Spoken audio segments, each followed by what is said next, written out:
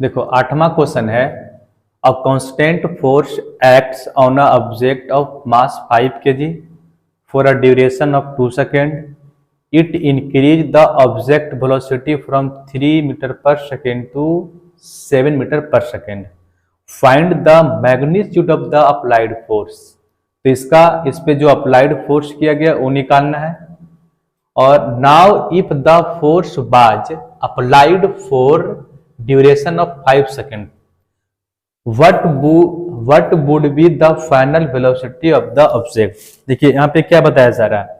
यहाँ पे बताया जा रहा है कि एक 5 kg का एक ऑब्जेक्ट है. इस ऑब्जेक्ट पे 2 सेकेंड तक एक फोर्स कांस्टेंट फोर्स अप्लाइड किया गया है. और अप्लाइड 2 सेकेंड तक अप्लाइड करने के बाद इसका जो इनिशियल वेलोसिटी था ये था 3 मीटर पर सेकेंड. और इसका फाइनल वेलोसिटी हो गया कितना 7 मीटर पर सेकेंड. 2 सेकेंड तक अप्लाइड करने के बाद इसका जो फाइनल वेलोसिटी हो गया 7 मीटर पर सेकेंड. फिर बोल रहा find the magnitude of the applied force. तो इस ऑब्जेक्ट पे जो फोर्स अप्लाइड हो रहा था उसका मैग्नीट्यूड क्या है, कितना न्यूटन का फोर्स इस पे अप्लाइड किया जा रहा था.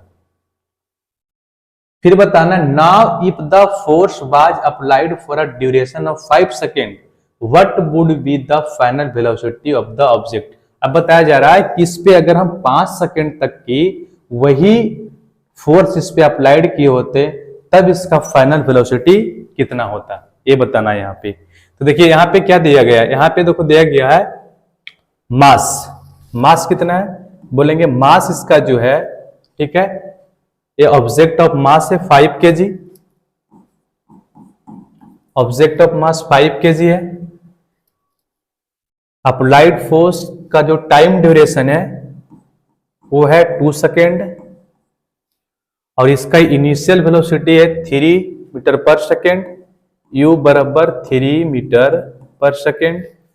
और फाइनल वेलोसिटी है v बराबर है 7 metre per second. 7 metre per second. अब यहाँ पे निकालना है हमें क्या, फोर्स निकालना है. तो फोर्स इज इक्वल टू होता है m इंटू ए. अब हमें यहाँ पे एक्सेलरेशन मालूम नहीं है. मास इंटू क्या होता है एक्सेलरेशन. तो एक्सेलरेशन यहाँ पे मालूम नहीं है, लेकिन एक्सेलरेशन बराबर होता है v minus u by t. Change in velocity per time जो कितना दिया है v minus u by t दिया है. तो F बराबर होगा m into v minus u by t. तो F का मान कितना आएगा, m का मान कितना है 5 और v का मान है 7, u का मान है 3.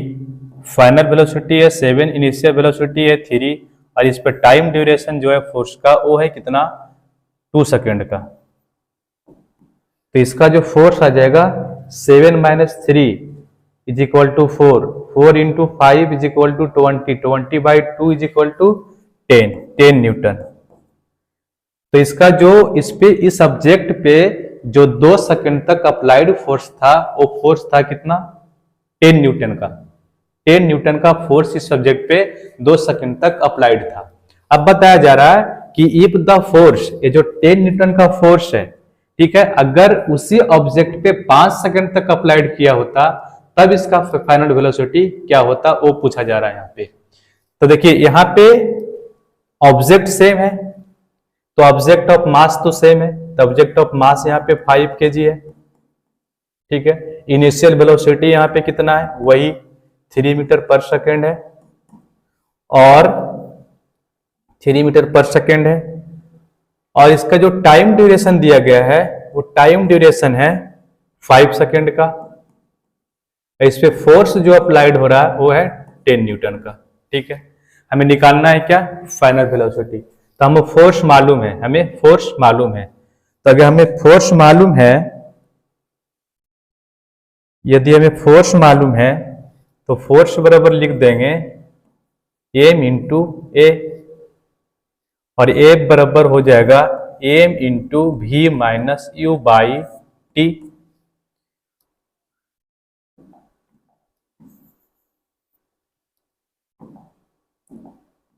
अब एफ का मान हमें दिया है 10 newton, 10 newton is equal to m का मान वही है 5 kg और भी के मान हमें यहां से निकालना है। यू का मान कितना है 3 मीटर पर सेकेंड और टी यहां पे जो दिया गया है ये है 5 सेकेंड। अब यहां पे क्या करेंगे, इसको 5 टाइम से 5 को काटेंगे 10 में 2 टाइम से कट जाएगा और 2 टाइम 5 कितना 5 इंटू 2 कितना हो जाएगा 10 is equal to 10 is equal to हो जाएगा v माइनस 3। तो v का मान कितना आ जाएगा, v का मान आ जाएगा 10 और प्लस 3 कितना हो जाएगा 13 metre per second, 13 metre per second. तो यहाँ पे जो फाइनल वेलोसिटी होगा वो हो जाएगा कितना 13 मीटर पर सेकेंड।